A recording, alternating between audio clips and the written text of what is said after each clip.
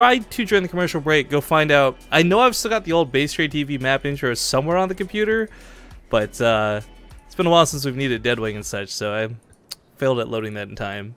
Just play a completely different intro and pretend you made a mistake. Infernal Pools, just because nobody gets to see it. Exactly. Give it a chance. Give it a chance.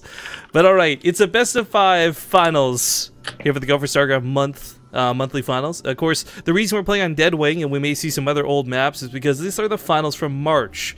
Now, normally the Go for StarCraft monthly finals will play the month after the actual month, but of course April was busy with WCS and there was no time to do this. So it's an older map pool because the seasons hadn't swapped over back in March just yet. So that's why we got Deadwing here. But he's not leading by 1. I've messed up the scoreboard already. Fantastic. In the top right corner of the map, it's going to be the blue Protoss Garrett Rail. But some of you may know him better as Verdi. Didn't know they were the same player, actually.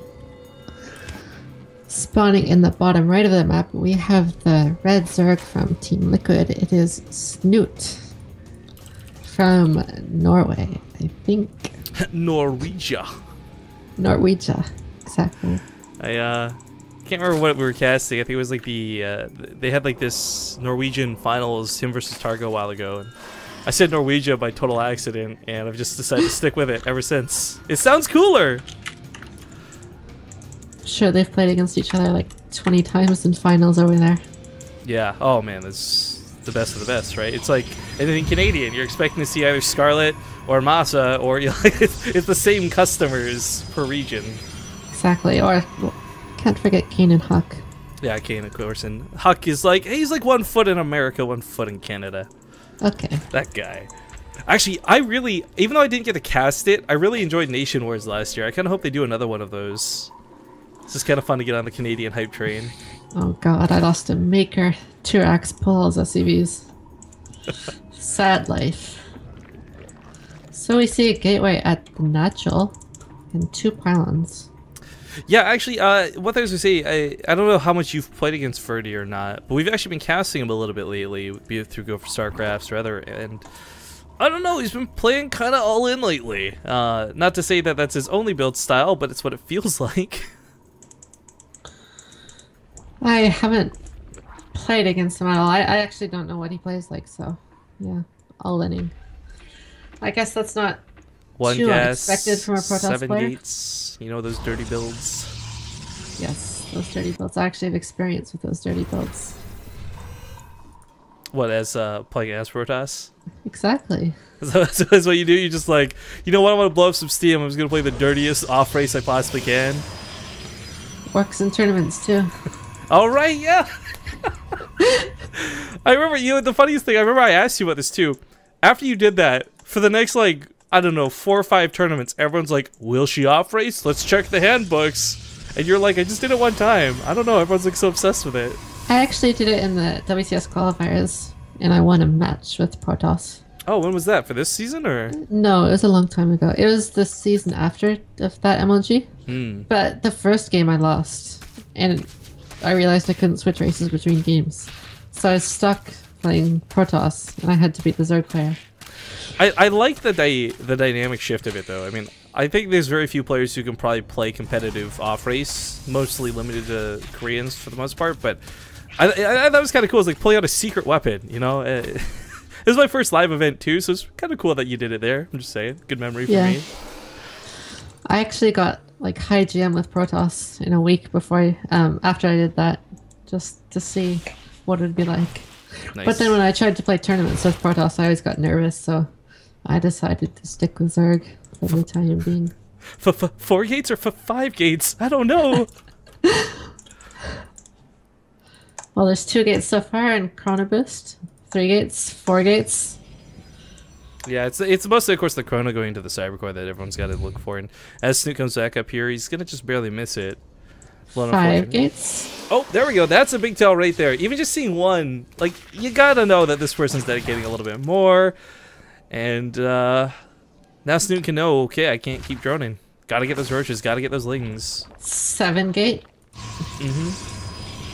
1 pro, 1 each gas, no mothership core. This is quite similar to the build I did against Onrego. So I've seen Snoot go about this in a lot of different ways. my favorite is when he just did screw it through about 12 spine crawlers. Obviously not what's happening here, but he's a guy who's had to face these aggressive builds. He's got hopefully a plan ready for this. Roaches and Lings are coming out, but speed's so far off. And this is a really, really annoying build to play against. If you go off Nexus first, it actually hits about 30 seconds before this, even. So, the only player I've actually played against that can hold is Bly, surprisingly. Like, I could beat top Korean Zergs with it, but Bly can defend it, which is quite interesting. Bly's like the first guy to go for like 50 Lings, regardless of what you build. It's just... Yes.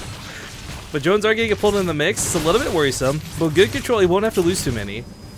Problem is, though, he's going to have a hard time getting on top of that pineland and cutting out reinforcements, and that's really where the core of this is. I mean, if these rocks were down, you could run around the side, maybe coming from the backside, but unfortunately, Snoot is in a bit of a bind.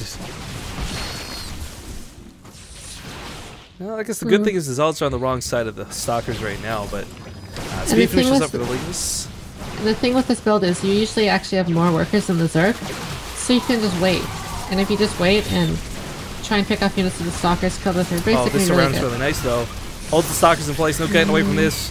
But the Roaches are starting to dwindle, and those Zealots are getting some pretty good hits in. Jones getting pulled once again, transfuses what little there are going out on top of the Roaches, pulls the Queens back. He takes an initial fight that's not too bad, but can he break the pylon? That's going to be really key to shutting this down. So tense. It's rough, for sure. I mean, you pointed out it's Verdi who's got more workers, but more so to the point that they are all mining, so he kept pulling them off to defend with. But I guess he's starting to beat this back. It's not working too bad. He's got some Lings to get his first pylon on the high ground. And I think all Zerg players can't wait for Legacy of the Void, because that warp-in bonus damage change will definitely affect how these sort of builds go. Definitely. I will be much happier when that happens. They've been the bane of my existence for years. It's cool. I like the idea to change it up, but of course they recently reverted the other change. I can't wait for Legacy of the Void. They got so many cool changes coming. Maybe they're for the best, maybe for the worst, but for now I'm just excited about pretty much all of them. At least it'll be different, if nothing else. Yeah, for sure. Stagnation, a good way to kill a game, but Ling's gonna run around and not kill that pylon? Alright. Snoot is a kind of patient guy. Cast a game with him versus Marine King. He waited 20 minutes to detonate 2 Broad Banelings. I know he can wait it out with the best of them, but Ling's getting back on the backside. I don't know if he's just going to go for a full-on counterattack or if he's just going for the pylons, but holds the initial Zealot wave. These Lings on top of the Stalkers can help out a bunch as well. Army supply starting to dip, though, for both sides. Can Snoot hold on to this? He's got some Lings not even in the fight. Just rallied forward. But looks like he's starting to topple this, and this attack out of Garrosh Rail is starting to get shut down. And this was a really good... I mean, it was slow and steady, but it was a good hold. Good game. Yeah, great defense by Snoot, for sure. Those situations are always really hard to play. I don't think casters could ever convey how stressed I'm sure the players get. Like, Snoot, you watch him on stream, he looks calm and collected, but like if he loses the game, his emotions come out, and I don't know. It's builds like that will put you on tilt. I actually kind of want to talk about that build for a minute, because sure. I've experienced playing from both sides quite a bit with that build. And as most people might not realize, even the players, is that the Protoss does have a worker advantage usually. Like the Zerg is on 30 drones or so, the Protoss is up like 5 or 10 even. So what you can do is you can just sit outside and like say you could kill the third and just keep warping in Zealots and Stalkers and not really commit. And if he does that, eventually he'll have a bigger army than Snoot. Also, he could have done a little bit better with targeting the Roaches with the Stalkers, because he was overkilling a lot of the Zerglings. So I feel like since Snoot had made so many Roaches early, Verdi kind of... He could have even probed up and backed off after killing the third, or just wait for a while and get a big army and then attack. Because that whole time, you know, Snoot's not making workers. He's continuously making army. And if you have an econ advantage, that's the scenario where you don't have to force it. But he ended up forcing it when Snoot was making only units. Yeah, patience is a... It's kind of hard to just, like, stop attacking, though. The pressure's always there for both sides. And it's...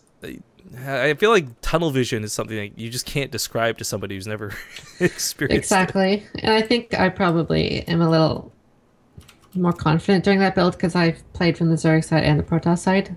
So I know what both sides have to do and the reactions. So I feel like Ferdy kind of forced it a little bit too much for sure.